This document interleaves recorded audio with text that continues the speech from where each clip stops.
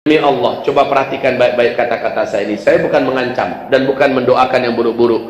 Bali pasti Allah hancurkan dan Allah tenggelamkan karena perbuatan dosa di sana sudah sangat-sangat keterlaluan. Jika pemerintah di sana tidak segera menghentikan dan menutup maksiat-maksiat itu dan tidak taubat secara massal, maka tidak ada tempat untuk mereka melanjutkan kehidupan di Bali. Maaf Pak Ustadz, kami orang Bali mau bertanya, kenapa Aceh yang ditenggelamkan oleh tsunami besar? Bukankah Aceh itu adalah kota Serambi Mekah? Jika Tuhan menenggelamkan sebuah pulau karena banyak dosa di pulau tersebut, artinya menurut Pak Ustadz, dosa yang ada di Aceh itu sudah sangat keterlaluan, sampai-sampai Allah menenggelamkannya dengan tsunami besar. Benarkah begitu menurut Pak Ustadz?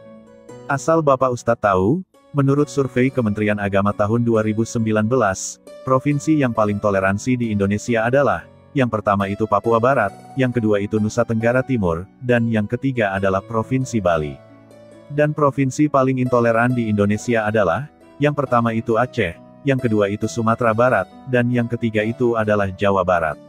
Dan asal Bapak Ustadz tahu juga, wisata seks berkedok halal itu adanya di Puncak Bogor, Jawa Barat Pak. Prostitusi kok dihalalkan sih Pak? Apakah Bapak lupa, pelecehan seksual terhadap anak, banyak terjadi di beberapa pesantren di Indonesia. Di pesantren lo Pak Ustadz terjadi pelecehan seksual, bukan di kafe-kafe. Menurut kami Pak, di setiap daerah, di setiap tempat, akan selalu ada sisi gelapnya, termasuk juga di Bali.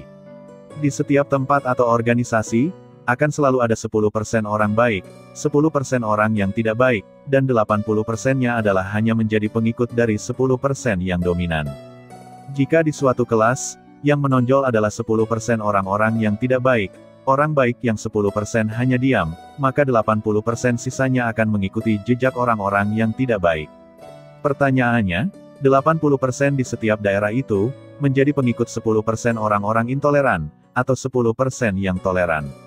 Asal Bapak Ustadz tahu, kami di Bali, selain menjadi provinsi paling toleran, kami di Bali juga tetap menjaga ajaran leluhur kami sejak ribuan tahun yang lalu.